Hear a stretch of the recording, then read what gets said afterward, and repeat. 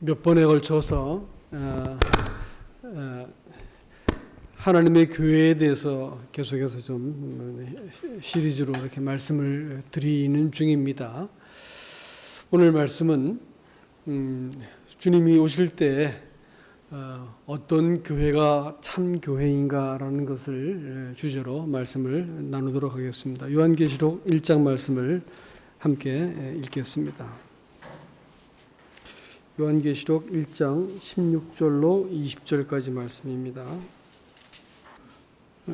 제가 읽겠습니다. 그의 오른손에 7별이 있고 그의 입에는 좌우에 날선 검이 나오고 그 얼굴은 해가 힘있게 비치는 것 같더라. 내가 볼 때 그의 발 앞에 엎드려 죽은 자 같이 되매 그가 오른손을 내게 얹고 이르시되 두려워하지 말라. 나는 처음이요 마지막이니 곧 살아있는 자라. 내가 전에 죽었었노라. 볼지어다 이제 세세토록 살아있어 사망과 음부의 열쇠를 가졌노니 그러므로 내가 본 것과 지금 있는 일과 장차 될 일을 기록하라.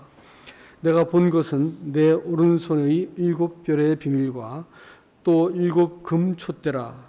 7별은 7 교회의 사자요 7 촛대는 7 교회니라.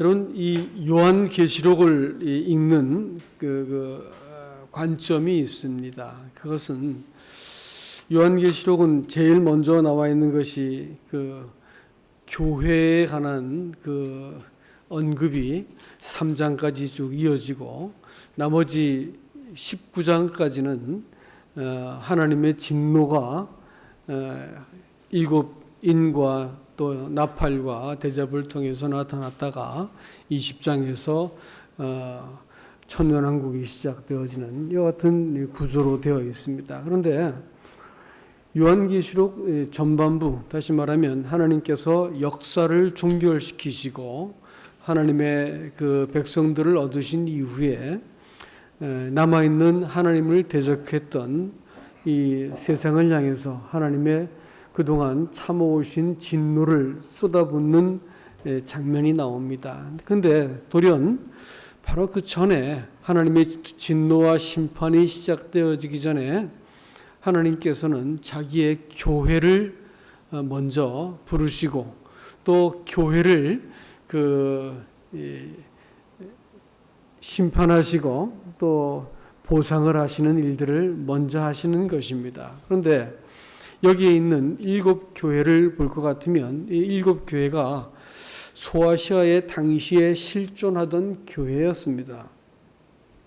근데 제가 거기 가봤더니 거기는 어느 하나도 그 당시에 있던 교회 흔적도 없습니다. 그저 이렇게 민둥산이라든지 평지에 교회가 있었던 자리라고 하더라라는 것만 남아 있었지 아무것도 없었습니다. 그 이후에 사람들이 에베소 같은 데는 이제 비슷하게 사람들이 딴 걸로 이렇게 지어 놓았지, 그때 당시에 있던 교회가 아무것도 없었던 것이에요. 그러면 이 편지가 하나님이 역사를 종결하시는 굉장히 중요한 지점에서 하나님의 백성으로부터 먼저 심판이 시작된다고 하는 의미에서 교회를 먼저 부르시고 또 책망할 것은 책망하시고 따로 모으셔가지고 휴거시키시는데 그 중요한 교회인데 그 당시에 소아시아에 있는 보잘것없는 7 교회에게만 말씀하셨겠느냐라는 것입니다. 아니, 교회라고 말하자면 예루살렘 교회는 소위 원조였었고 또 안디옥 교회는 성경에서 가장 모범적인 교회였습니다. 그런가 하면 로마에 있는 교회는 세계의 중심에 있던 교회 아니겠습니까? 고린도 교회는 가장 오랫동안 바울이 또 섬겼던 교회이기도 하고 또 데살로니가 교회는 신사적인 사람들이어서 성경을 깊이 상고하던 사람들이었습니다. 하려면 좀 이쯤 되는 교회들을 세우면 좋은데 이상하게 그런 교회는 쏙 빼놓고 그야말로 요즘 하는 말로 갑툭 튑니다. 갑자기 툭 튀어나온 이름들을 가지고 이렇게 7 교회를 세니까 요한계시록 읽는 사람들이 이것이 그 당시에 있었던 한 노 사도가 꿈꾼 이야기를 적어놓은 것이구나 이래가지고 요한계시록을 묵시록이다 이래가지고 뭔가 이렇게 느낌이 성경적인 권위가 조금 떨어지게 이렇게 설명을 하려고 듭니다. 이렇게 보는 방법이 있고요. 또 하나는 예수님께서 역사를 마감하시는 제일 마지막에 지금까지 존재한 모든 교회의 유형을 뽑아가지고 그 교회들에게 하시는 말씀으로 볼 것인가라는 것입니다. 증거가 있어요. 에베소 교회라고 하는 그것은 그 사도들이 세운 교회를 성경은 이야기합니다. 그래서 에베소 교회는 그들이 사도들을 보았고 예수님을 본 사람들이 살아있을 때 세워진 교회이기 때문에 굉장히 정통성이 있고 그들이 힘써 거짓 교사들과 싸움을 하고 또 이렇게 교회를 세웠다 이렇게 말하고 있고요. 그 다음에 그 뒤로 콘스탄틴에 의해서 교회가 이렇게 박해가 멈추고 나니까 교회가 이 세상 권력과 더불어 짝을 하고 세상 권력의 후원을 받는 교회가 되었다 해가지고 버가모 교회입니다. 버가모 교회라는 말은 가모라는 말이 결혼이라는 말이에요. 그러니까 중혼이라는 말입니다. 여러 번 결혼했다는 거예요. 교회는 누구랑 결혼해야 될까요? 예수님하고만 결혼해야 되는데 세상 권력과 더불어 결혼하는 일이 있었습니다. 그래서 이 버가모 교회는 세상과 짝한 이 중세시대 교회를 말하고 교부시대 교회를 말합니다. 그러다가 이 교부시대 교회를 말하고 그 이후에 박해가 시작되니까 박해를 피해서 수많은 사람들이 믿음을 지키기 위해서 순교를 당합니다. 그 교회를 가지고 서머나 교회라고 부릅니다. 서머나라는 말은 사람이 죽을 때 시체에 바르는 몰약을 의미하는 쓰다라는 단어에서 나오는데 세 번째 교회는 그 하나님의 그 교회가 시작되어 성령이 강림하셔가지고 교회가 시작되어진 이래로 박해 시대를 견뎠던 10명의 그 10일 동안 내가 환난을 당하리라라고 말씀했을 때 10명의 이 황제에 의해서 로마 황제에 의해서 박해당했던 시대의 교회를 말하고요. 그 다음에 두아디라 교회가 나오는데 이때부터는 이상하게 그 뒤에 나오는 두아디라, 사대, 빌라델피아 또 라오디게아 교회는 앞에서는 나오지 않았던 한마디 말이 포함됩니다. 그건 뭐냐면 내가 곧 올 것이다 라는 말씀을 붙여줬어요. 그러면 뭘까요? 뒤에 있는 네 교회는 어떤 교회일까요? 현존하는 교회입니다. 앞에 있는 세 교회는요 역사 속으로 사라진 교회예요. 중세시대 때 일어났던 이 두아디라 교회는 어떤 일이 있었냐면 네 행위는 알겠는데 네가 이세벨을 섬긴 것을 가지고 예수님께서 그 침상에서 음행한 것을 책망하실 것을 말씀했습니다. 뭘까요? 두아디라 교회는 마리아를 숭배했던 천주교회를 말합니다. 그 다음에 1600년대가 되어가지고 마침내 르네상스와 함께 일어난 이 세계적인 붐과 함께 종교개혁도 함께 일어납니다. 그래가지고 이 종교개혁이 일어나죠. 뛰다, 개혁하다라는 의미를 갖고 있는 것이 사대라는 뜻입니다. 그러면 사대교회는 오늘날 개신교회를 프로테스탄트를 말합니다. 근데 그 교회를 향해서는 뭐라고 말하냐면 네가 살았다는 이름은 있지만 실상은 죽은 자다 이렇게 말했습니다. 개혁은 해왔지만 이름은 근사했는데 그러나 네 내용을 들여다보니까 너는 그 죽은 자다 이렇게 예수님께서 그 교회에 대해서 진단을 하세요. 그 다음에 나온 것이 빌라델피아 교회입니다. 교회가 이렇게 종교 개혁을 통해 가지고 일어나긴 했는데 종교 개혁에는 두 가지 캐치 프레이즈가 있었습니다. 하나는 만인 제사장이라는 것하고 또 하나는 이신칭이라고 하는 것입니다. 그 당시 사람들은 천주교에서는 뭘 가르쳤냐면 사람이 하나님의 은혜를 입으면 행실이 바뀌게 되었기 때문에 그 사람의 행실이 완전해지면 구원을 받은 것이다 이렇게 가르쳤습니다. 그러니까 죽을 때까지 구원 확신을 가질 수 있을까 없을까요? 없습니다. 그래서 죽을 때 하나님의 은혜에 의지해서 뭐 성모 마리아 불러대고 해가지고 그리고 이제 천국 가는 것으로 기대할 뿐인 것이지요. 그런데 성경을 보니까 성경에서는 명료하게 그 믿음으로 의롭다 하심을 받는 예수 그리스도께서 행하신 일을 통해서 믿음으로 의롭다함을 받고 구원의 확신을 갖는 것이 명료하다는 것을 루터가 증거했습니다. 그리고 이 그 모든 그 사제들에 의해서 한 것이 아니고 이 하나님이 모든 사람들이 하나님 앞에서 이 의롭다 하심을 받고 은혜의 보좌 앞에 담대히 나가서 하나님과 개인적인 교제를 할 수 있다라는 것을, 예배를 드릴 수 있다는 것을 주장했습니다.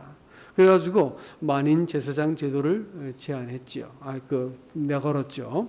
성경이 말하는 바는 이것이다 이렇게 말했습니다. 그랬더니 이제 머리 터지게 싸움을 하고 그 당시에 있던 프로테스탄트들을 도왔던 이 부르주아들이라든지 이렇게 중산층들이 힘을 모아가지고 북유럽 쪽은 되게 이 개신교가 득세를 하고 남유럽 쪽은 이제 이렇게 천주교가 득세를 합니다.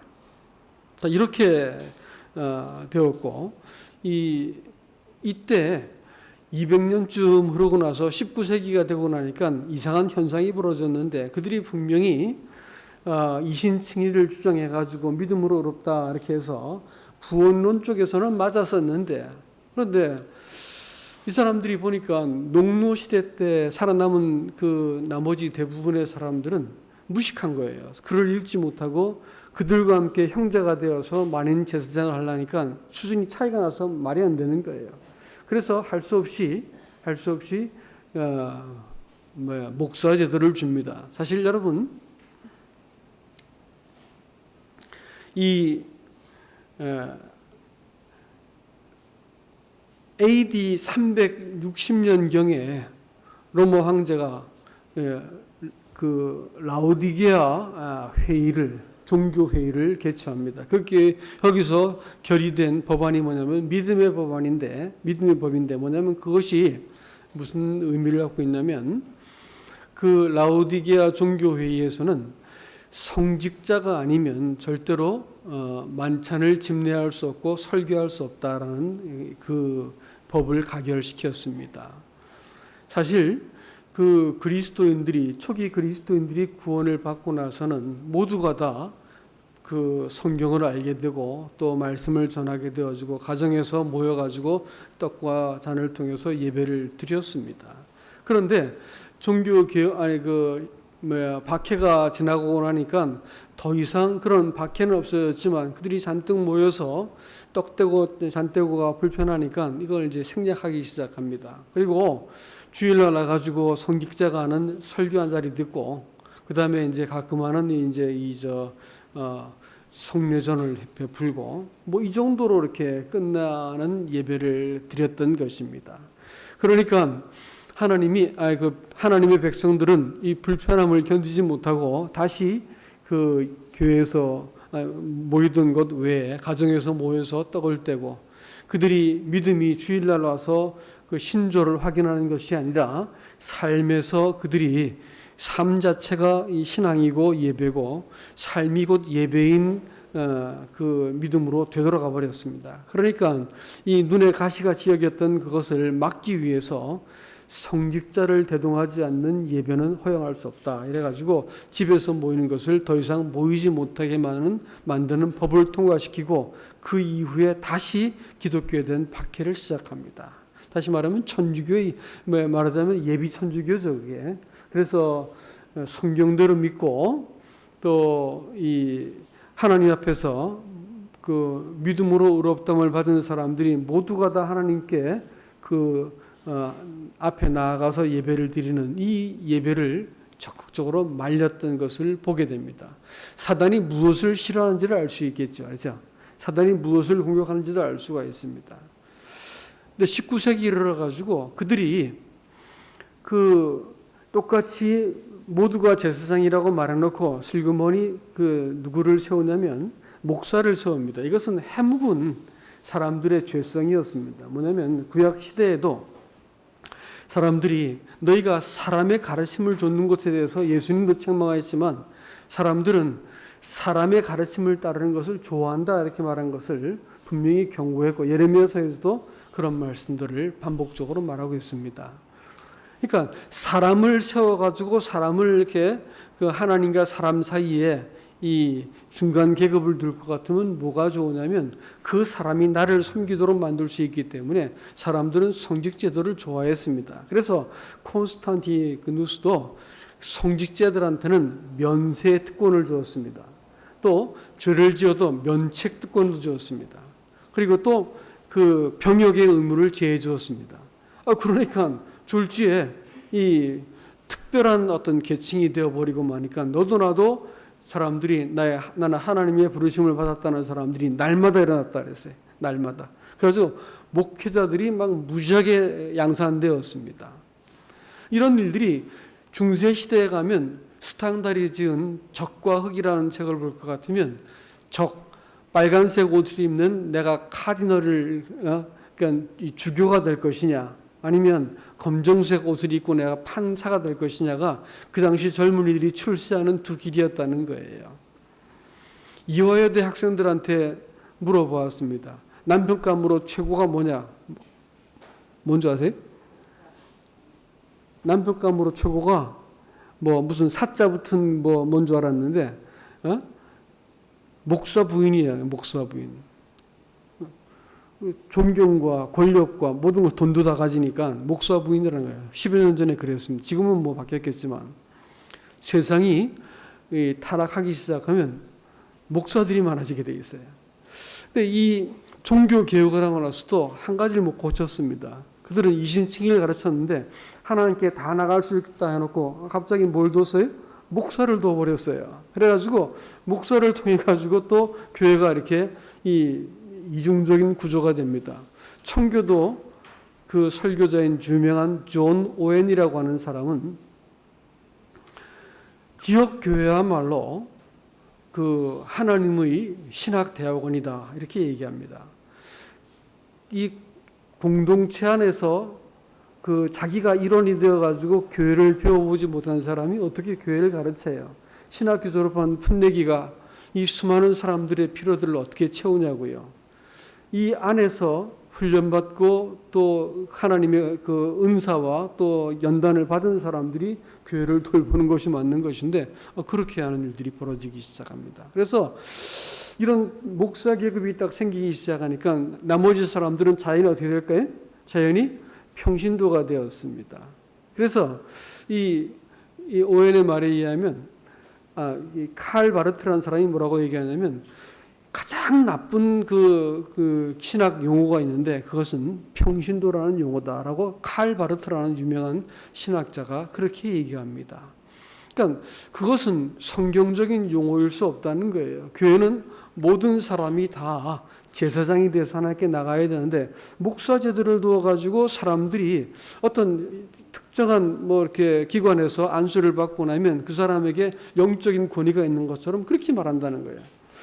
근데 하나님께서 세우지 않은 사람인데 은사가 주어지지 않았는데 어떻게 세워줄 수 있겠으며 또 은사가 있다 한들 그가 인격적으로 또 하나님을 향해서 순결한 열정이 없는 사람들이 어떻게 교회에서 그 사람들을 섬길 수가 있겠단 말이에요. 근데 이런 일들이 요즘의 일이 아니고 사실은 역사 속에서 계속적으로 있어 왔던 일이라는 것을 우리가 기억을 해야 됩니다. 19세기 때 이르러가지고 사람들이 성경을 읽기, 사제들은 성경을 볼 수 있었습니다. 그 전에 사람들은 천주교는 철저하게 성직자들만 성경을 볼 수 있다 이렇게 해가지고 성경을 갑자기 라틴어로만 된 성경을 읽어야 된다 해가지고 라틴어로 성경을 읽으니까 나머지 사람들은 알아들어요? 몰라요? 뭐 아무도 몰라요. 그러니까 라틴어로 성경을 읽고 라틴어로 설교를 하는 거야. 그러니까 나머지 사람들은 완전히 무지렁이들만 모여있게 만들었어요. 그리고 일반 사람들이 성경을 소지하면 성경을 불태우고 그 사람은 큰 형벌을 주었거나 나중에 같이 화형을 시켜버립니다. 그러니까 아무도 성경을 소지하지 못하게 만들었어요. 근데 19세기에서 종교개혁이 일어나서 성경이 풀렸지만 여전히 성경은 누가 주로 보았냐면 그 성직자들이 주로 보았습니다. 근데 성경을 보다 보니까 성경에서 말하고 있는 교회하고 작금의 교회가 틀린 것을 알고 그들이 정신을 차리고 따로 모이기 시작합니다. 그래서 그분들이 모여가지고 성경을 읽으면서 성경에서 말하는 교회를 그들이 이루기 시작하죠. 그들이 성직자의 옷을 벗고 아니 하나님이 예수 그리스도께서도 자기를 형제라 부르기를 부끄러워하지 않고 다 하나에서 났기 때문에 형제라 불러야 된다 그러는데 우리가 목사라 부르는 것이 정당하지 않다 그래가지고 옷을 벗어버립니다. 그렇게 해서 모여진 사람들이 성경을 보기 시작했습니다. 그 당시만 하더라도 성경이 고등비평에 의해서 성경의 무호성들이 아주 심각하게 도전받던 시기였습니다. 근데 그분들이 모여가지고 성경을 읽으면서 성경이 무호하다는 사실과 성경이 하나님의 말씀이라는 사실들을 믿고 성경을 보기 시작하는데 전 세계적으로 하나님께서 이 부흥을 일으키세요. 이걸 가지고 브레드린 무브먼트라 이렇게 부릅니다. 이분들이 영국을 시작해가지고 전 세계적으로 성경을 보면서 이렇게 성경 사경을 하기 시작합니다. 성경을 보면서 성경에 나타난 하나님의 교회를 이루어내기 시작하죠.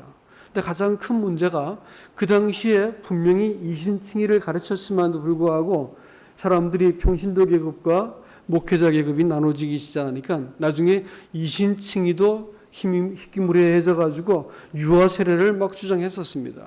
그들이 종교교육하고 나서 이 루터라고 하는 사람이 사람들이 자기가 개인적으로 예수 그리스도의 구속과 그것을 알고 회심을 통해 가지고 중생을 해야만 침례를 줘야 됩니다. 그래서 침례를 다시 받아야 됩니다라고 말했던 재침례파들을 가장 많이 죽인 사람이 누구냐면 종교교역자들이었습니다. 마치 그 구약 시대, 그 중세 시대 때 카톨릭이 죽인 것보다도 그 짧은 시간 안에 이 루터하고 칼빈이 재침례파들을 무수하게 학살해 버렸어요. 그들은 성경을 따라 믿는 사람들이었습니다. 그래서 중생한 자들만 침례를 받습니다라고 말하던 이 침례 받은 사람들을 잡아다가 몽땅 물에다가 다시 수장시켜버려 죽여버리죠. 이런 일들이 역사 속에 기록되어 있습니다. 칼빈도 천주교의 천주교는 사람이 고안한 이 종교 집단이다 이렇게 비난을 했습니다만은 그 천주교의 사제 제도를 그렇게 미워했습니다만은 그분 자체도 이렇게 목사 제도를 두어가지고 어떻게 하냐면 목사가 없는 곳에서 집전하지 않는 곳에서 성찬을 뗄 수 없다. 또 설교는 목사가 아닌 사람이 할 수 없다. 이걸 법을 만들어가지고 안 하는 사람을 박해를 칼빈했어요. 이상하지요. 똑같이 반복했습니다. 그랬더니 200년이 지났더니 그야말로 성경도 모든 권위를 다 잃어버리고 기독교는 완전히 그야말로 이렇게 형편없게 되어버렸습니다. 그럴 때 성경의 이 가치를 발견하고 성경이 하나님의 말씀의 무호한 말씀인 것을 알고 믿었던 세계 각처에 있던 사람들이 이 성경을 보면서 변화가 되기 시작하고 하나님께서 새로운 무리를 일으켰습니다. 그때 이 부흥기대 때에 일어나는 사람들이 선교로 말하자면 허드슨 테일러고 D.L. 무디고 조나단 에드워드고 이런 그 거대한 새로운 이 영적인 바람이 일어나기 시작했었는데 그것이 바로 브래드린 무브먼트에 의해서 일어난 것을 여러분 기억하셔야 됩니다. 오늘 이 성경의 말씀에서 하나님께서 예수 그리스도께서 어떤 모습으로 나타나십니까? 7뼈를 오른손에 쥐고 계신 분으로 나타나세요. 그리고 7뼈는 7교회의 사자라고 말씀하셨습니다. 다시 말씀드리면 하나님은 예수 그리스도는 이 7별, 다시 말하면 각 시대에 있던 교회들을 친히 그분께서 다스리는 분이시다라는 것을 보여주고 계세요. 그리고 7교회는 촛대는 7교회라고 했는데 7교회 촛대 사회를 거니시는 분이다라고 말씀하셨으니까 하나님이 자기 교회를 지금 준비하고 계시다는 것입니다. 그리고 마지막 시대, 지금 여러분 이 코로나 오면서 피부로 체감한 만큼 주님이 마지막 때를 이제 서두르고 계시구나라는 것을 알 수가 있습니다. 그런데 이 마지막 시대 때 하나님께서 제일 먼저 하신 일은 뭘까요? 자기 교회를 거두어 들이시고 준비시키시는 일을 하세요. 그리고 자기 교회가 딱 채워주면 어떻게 하세요?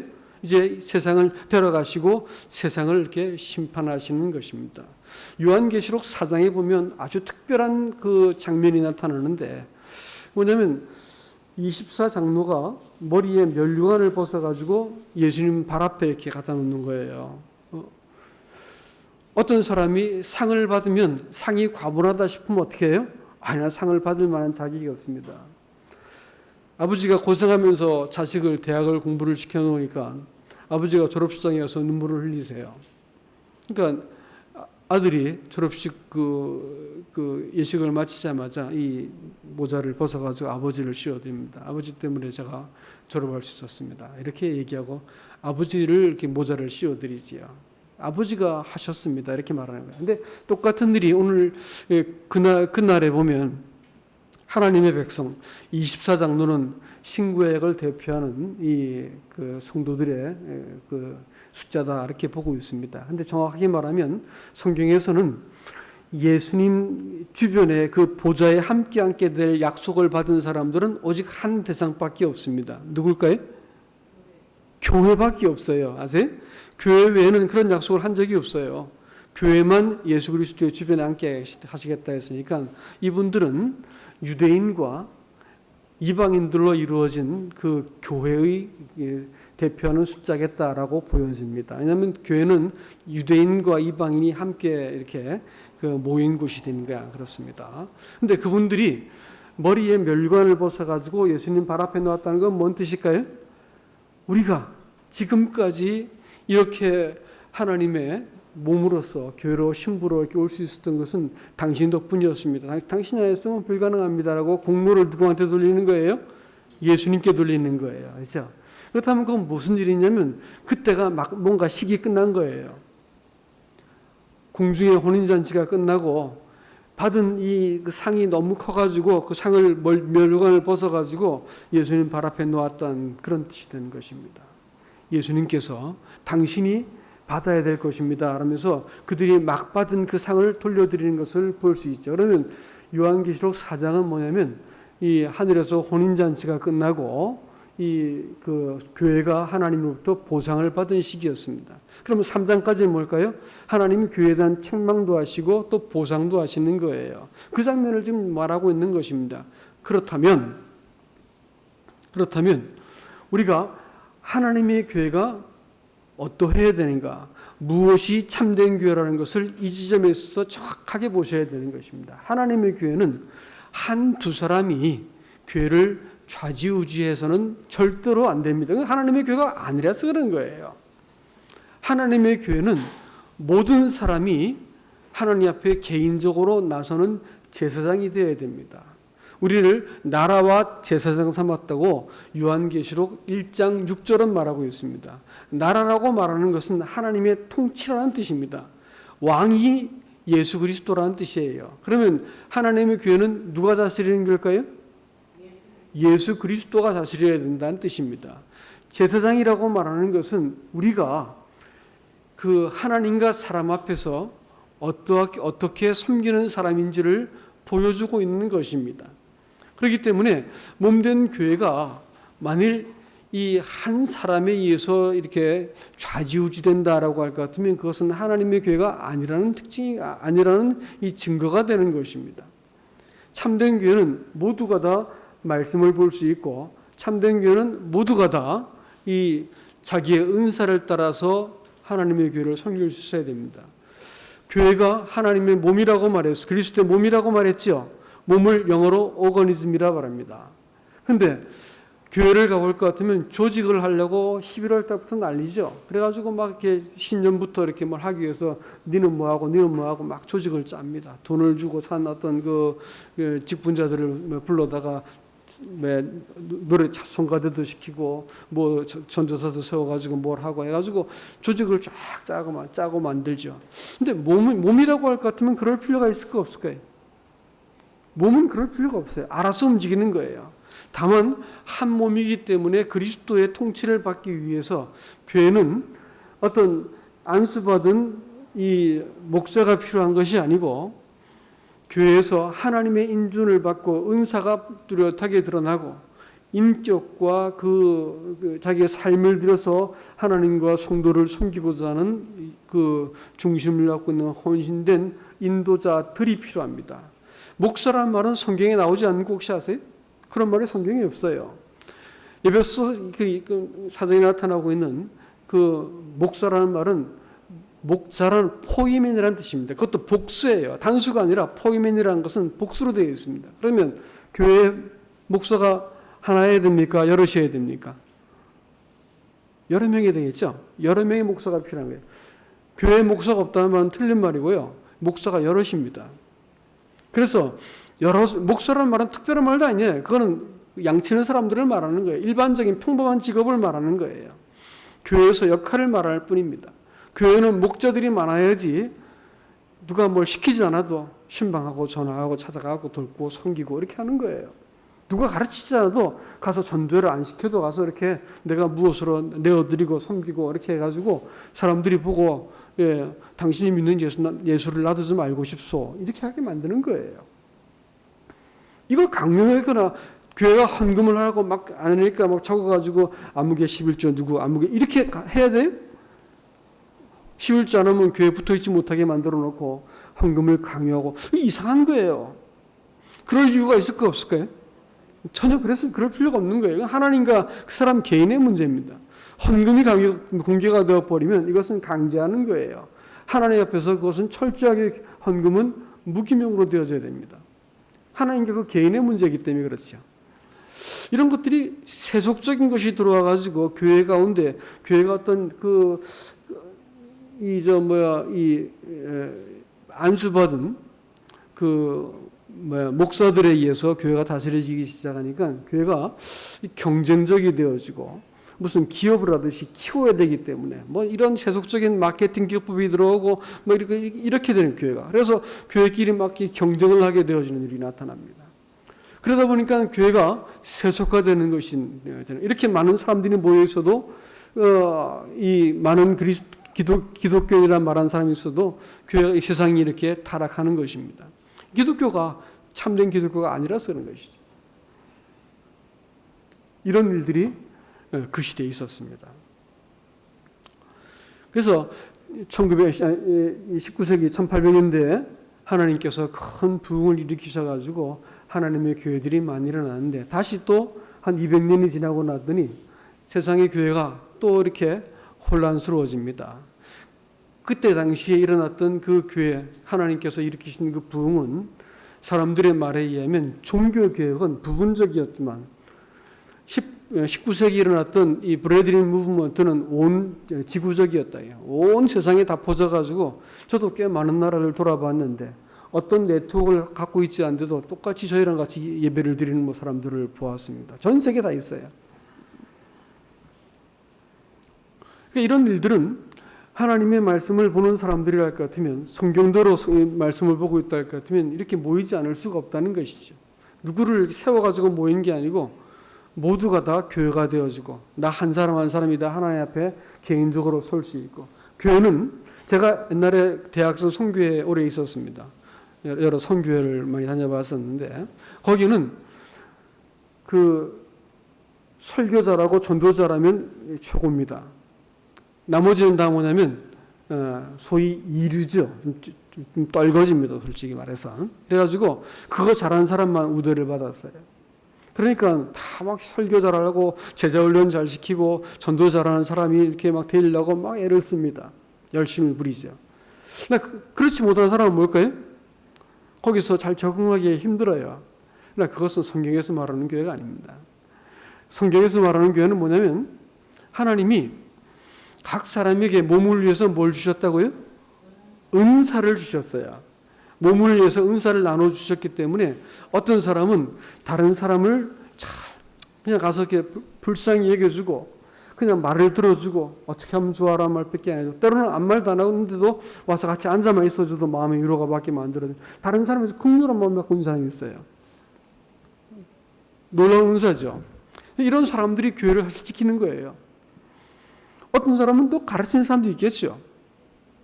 어떤 사람은 또 관리하는 사람도 있어요. 이렇게 봐가지고 이것 좀 이렇게 하면 좋겠다. 그래서 어떤 제도를 좀 고치고 시설을 좀 바꿔주고 부족한 것을 채워주고 뭔가 이제 관리하는 쪽에 관심이 많은 분들이 계세요.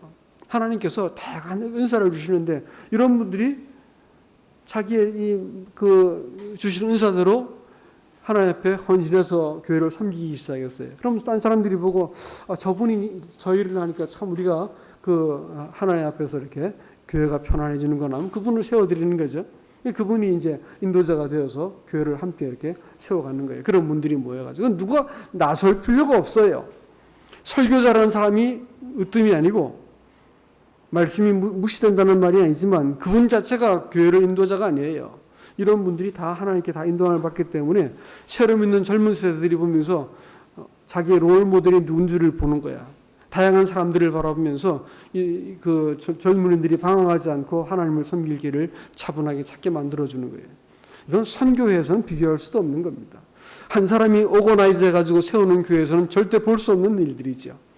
하나님께서 은사를 따라서 교회를 세워가시고 그 중에서 성숙하고 헌신된 사람들로 하여금 교회를 세워나가게 만든다 할 것 같으면 하나님의 교회는 이 복수의 리더십에 의해서 교회가 딱 세워지면 교회를 절대로 사람이 이겨먹지 못합니다.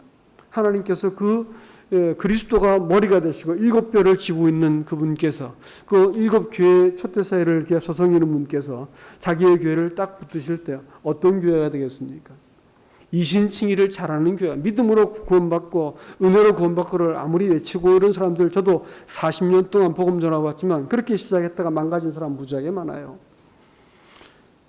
종교교육하고 시작해가지고 얼마나 많이 망가지나 말이에요. 그 자체가 문제가 아니고 하나님은 정말로 뭘 원하시냐면 하나님의 교회를 원하세요. 그것은 모두가 다 교회가 되어지는 것입니다. 모든 사람이 하나님께 만인이 다 제사장이 되어가지고 하나님 앞에 나설 수 있는 사람들이 되어야 되는 거예요. 그래서 오늘 예배도 우리는 함께 드린 예배를 드렸죠. 형제가 되었든 자매가 되었든 이 일에 있어가지고 내가 하나님 앞에서 어떤 사람인지를 알아야 됩니다. 말씀 한마디만 더 하고 마치겠습니다. 시편 18편을 봤더니 마음속에 감동이 되는 것이 여호와는 나의 힘이시기 때문에 내가 주를 사랑합니다. 주는 나의 반석, 나의 피할 바위, 쭉 하나님에 대한 그 고백을 쏟아내고 있습니다. 그런데 갑자기 마음속에 턱 하고 이렇게 감동이 왔습니다. 뭐냐면 사람이 하나님에 대해서 어떤 이렇게 정의를 내리고 규정을 하는 거예요. 곤경에 빠지고 봤더니 또 내가 죄를 짓고 내가 죄장아찌가 되었는데 내가 얼굴을 들고 하나님께 나갈 수도 없는데 보니까 말씀을 보는데 하나님 날 책망치 않으시는 거야. 이걸 봤더니 부끄럽기도 하고 감사하기도 하고 감격도 되어서 이 부끄러운 얼굴을 가지고 하나님께 나가서 그 은혜 안에서 하나님을 딱 뵈니까 하나님 당신은 사유하시는 분입니다. 사유하신 하나님이 눈에 번쩍 보이는 거야. 내가 곤경 중에서 어쩔 바를 몰랐었는데 하나님이 그 문제 내 문제다 이렇게 하면서 내 문제를 같이 내가 처한 상황 속에 들어오셔서 나를 딱 붙들어 세우신 걸 바라보았더니 당신은 내 영원한 반석이십니다. 사람이 살면서 하나님에 대한 규정을 해나가는 거예요. 하나님은 우리한테 규정하실까요? 하나님도 우리를 규정하세요. 너 내 자식이다. 너 내 신부다. 응? 너 내 자랑거리야. 그날에 나를 들어가지고 하나님이 온 세상 앞에서 나를 세우고 얘 좀 봐라 얘 이러면서 나를 두고 세상에서 얘 좀 봐라 이러면서 자랑할 거라고요. 그래서 바울이 빌립보 교회를 두고 사장해 볼 것 같으면 너희가 내 자랑이다 이렇게 또 말을 했어요. 하나님이 욥을 두고 너 욥 봤니 이러면서 사단한테 막 자랑을 합니다. 하나님이 사람을 규정하세요. 몸된 교회 안에서 여러분 한 사람 한 사람을 보시면서 사랑스러워하시고 자랑하시고 여러분의 존재, 여러분의 위치, 여러분이 하시고 있는 일들 그 하나하나를 다 보고 계신 거예요. 그래서 너는 나한테 그 어떤 것으로도 대체할 수 없는 내 유일한 사랑의 대상이야 라고 말씀해 주세요. 우리는 다 이렇게 하나님 앞에서 도장으로 새기듯이 다 이렇게 하나씩 각인된 사람들입니다. 나를 규정하시는 거예요. 사람과의 관계도 아내하고 나하고 이렇게 같이 결혼을 하고 살면서도 어느 날 아내를 바라볼 때 저 사람 남편이 나를 바라볼 때 저 사람 믿을 만한 사람이구나 이런 생각이 들지 않았겠어요? 서로를 바라보면서 저 사람 참 성실한 사람이구나. 어떻게 되어도 우스갯소리니까 그냥 들어주세요. 잠자다가 아내가 저는 잠이 좀 이렇게 예민한 편인데 아내가 툭 건드렸는데 제가 쓱 돌아 누우면서 아내를 깨어나줬어요. 그랬더니 그걸 감동을 하더라고. 그 이해를 잘 못하겠는데 하여튼 그걸 감동해요. 그러니까 본능적으로 나를 사랑하는구나라고 알았다고 나중에 그렇게 말을 하더라고요. 잠자다 잠결에 깨어나줬는데 그것이 자기를 사랑하는 걸 알고 있다 이렇게. 뭐가 됐든지 저 사람이 날 버릴 사람이 아니구나. 내가 어려워도 나를 포기하지 않을 사람. 이걸 서로가 알게 될 때 깊이 서로를 이렇게 신뢰하고 사랑하는 게 아닐까요? 부부관계도 그래요. 부부관계도. 부자지간도 그렇고 친구관계도 그렇고 우리는 서로를 점점 규정해가면서 관계가 깊어지는 거예요. 그렇지 않습니까? 하나님께서 우리를 규정하세요. 몸된 교회 안에서 여러분 정말로 절대로 여러분의 위치를 빼앗기지 마세요. 여러분 역할도 빼앗기지 마세요. 목사가 되어가지고 교회에서 모든 것을 다 관장하는 것은 성경에서 말하는 바가 아닙니다. 어떤 은사, 어떤 사람도 여러분의 그 하나님을 섬기는 자리를 뺏을 수가 없습니다. 여러분들이 각자가 부르신 그 자리에서 때로는 기도로, 때로는 섬김으로, 때로는 어떤